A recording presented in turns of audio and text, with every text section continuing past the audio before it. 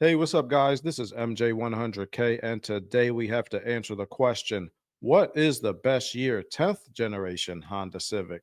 According to my diligent automotive nerd research, the 10th generation Civic doesn't necessarily have a best year, but it does have a best engine choice. And that's going to be the 2-liter turbocharged engine in the Type R Civic if you want to go fast. Smoke 'em. But if you're just looking for basic transportation, definitely get the 2-liter naturally aspirated engine that's in the regular Civic. For today's video, I have scoured the internet looking for information in order to help you make an informed used car buying decision. If you already own a 10th generation Civic, today you could learn about some of its common problems and a couple techniques you can use to avoid them. The 10th generation Honda Civic runs from model years 2016 through 2021. It comes in 3 different body styles, including a 4-door sedan, a 4-door hatchback, and a sporty 2-door coupe. For the 10th generation Civic, Honda used a higher grade of steel than older generations, and in addition to that, they also use fluid-filled suspension bushings in order to minimize noise, vibration, and harshness. As you can see, Honda definitely upgraded the Civic's ride quality as compared to previous generations. Inside the Civic, you'll find that the interior is fairly roomy for a vehicle in this class. If you need even more storage space, consider getting the hatchback. If you're willing to sacrifice a little space, the 2-door coupe looks especially cool this time around. You think you're too cool for school? As far as safety goes, you're going to get 6 airbags, daytime running lights, automatic headlights, and more.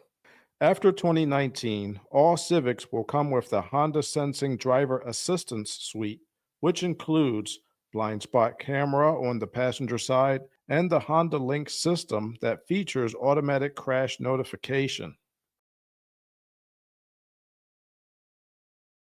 For the 10th generation Civic, you can choose between 3 different engines, including the L Series 1.5-liter turbo engine, a naturally aspirated 2-liter K Series engine, and the 2-liter turbocharged engine that comes in the Civic Type R. Speaking of the Type R, 2017 was the first year that the Type R Civic was sold in the United States. That little monster makes 306 horsepower and 295 foot-pounds of torque.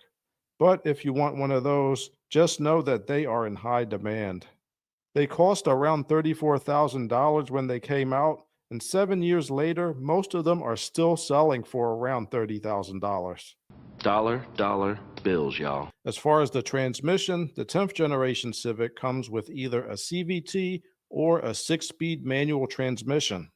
So as far as choosing the right powertrain for you, the choice comes down to this. If you're willing to spend more money and want to go really fast, if you ain't first, you're last. You know what I'm talking about? Get the Civic Si or preferably the Civic Type R. But if you're like me and you don't want to spend lots of money, I 100% recommend getting the 2-liter non-turbo engine over the 1.5-liter turbo if you're going to get a regular Civic. So here are my reasons. According to HondaNews.com, the 2-liter non-turbo K20C2 engine is port injected, while the 1.5-liter turbo engine has a direct injection fuel system. I would much rather skip the Honda direct injection and turbocharging issues if I have a choice. Those issues include carbon deposits and oil dilution. To be clear, these problems are not insurmountable, but if I have a choice, I'll take the 2-liter so I don't have to deal with those issues at all. I don't think that's a good idea. Reason number 2, at this time there are some reports of head gasket issues on the 1.5-liter turbo. To be fair, it doesn't look like a widespread problem at this time, but I have found some reports on forums and YouTube videos from mechanics complaining about head gasket repairs for this engine at a fairly low mileage. Oh, what the frick? For example, there's a YouTube channel called BC Auto Solutions that shows a Honda mechanic talking about this very issue. So he's saying that the Accord 1.5-liter has more head gasket issues, but he has seen some 1.5 Civics coming in for head gaskets as well. I'll put a link to that video in the description if you want to check it out.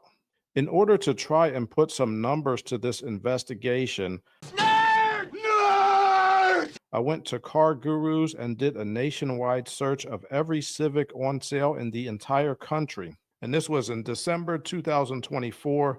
There were 15 Civics that were over 200,000 miles. 10 of those Civics had the 2-liter naturally aspirated engine, and 5 of those Civics had the 1.5-liter turbo. Now, these numbers don't 100% prove that the 2-liter is better than the 1.5-liter engine. However, the 1.5-liter engine only gets about an extra 14 or 15 horsepower. To me, that's just not worth the risk of potentially having to replace the head gasket or having issues with the turbo system. I mean, the 8th generation Civics only got 140 horsepower, and they seem fast enough to me.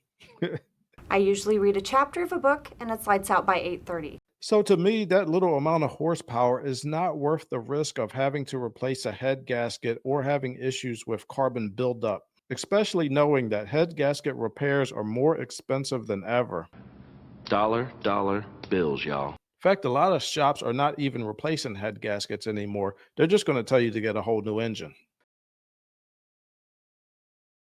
So for common problems, I didn't find a bunch of them, but let's talk about the ones I did so that you can know what to watch out for. Common problem number 1 is a leak coming from the AC compressor. There is a warranty extension to fix this problem, and it applies to all 2016 through 2021 Civics. I'll put a link to the warranty extension and service bulletin 23-012 in the description.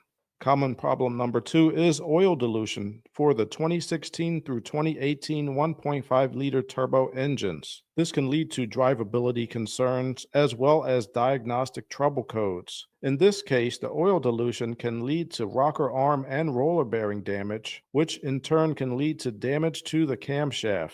I'll put a link to the warranty extension letter and service bulletin 19-038 in the description if you'd like to find out more about this issue.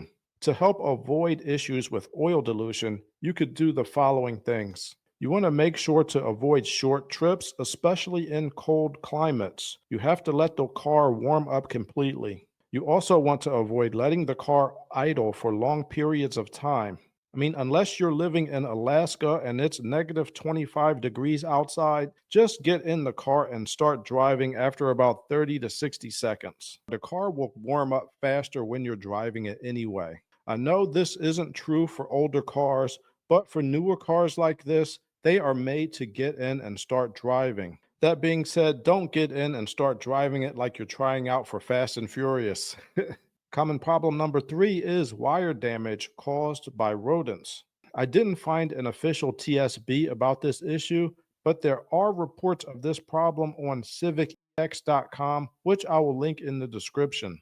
This issue of rodent damage was also reported by the YouTube channel BC Auto Solutions. So if you want some specific information about modern Hondas, that channel is a good place to find it. I'll put a link in the description if you want to check it out. The next common problem is the parking brake button becoming sticky. This happens when people spill things on it. So if you're looking to buy a new Civic, check to make sure that that button does not feel sticky when you try to move it. And if you already own a Civic, try not to spill stuff all over it when you're driving. So for the last issue, it's not quite a common problem at this time, but it is something I want you to look out for. And that's those head gasket issues we were talking about earlier. So for the 1.5-liter turbocharged engine, let's talk about some ways that you can dodge this issue. If you can dodge a wrench, you can dodge a ball. What? My suggestion would be to not put any aftermarket accessories on the car to try to make it faster. It's about as fast as it needs to be. I usually read a chapter of a book and it's lights out by 8:30. The second suggestion is to try to use top-tier gasoline. This type of gasoline is recommended by OEMs. The next suggestion would be to make sure to change your oil on time. Now, you want to follow the maintenance minder, but personally, I would recommend changing it a little bit more often. I would say change it at least every 5,000 miles. Finally, make sure that you do all of your other scheduled maintenance. I'll put a link in the description to Honda's website where you can find your car's owner's manual. I don't want to hear your excuses. So to sum things up, the Honda Civic is a great used car, but you want to make sure to do all of your automotive nerd research. Make sure to check the Carfax before you buy it. Odometer fraud is everywhere right now. I put a link in the description to a video where I show you how to check the Carfax for free online in most cases if you'd like to check that out. Also, be sure to have this or any used car inspected before you buy it. If you don't know a mechanic personally, try to find a mobile mechanic in your area that can go to the dealership and have a look at it. There was a guy in the news recently that bought a used car without having it checked out first. He took the car home, he found a bunch of problems, then he tried to return that car, but they said no deal. So this is what he did. Check it out, you guys.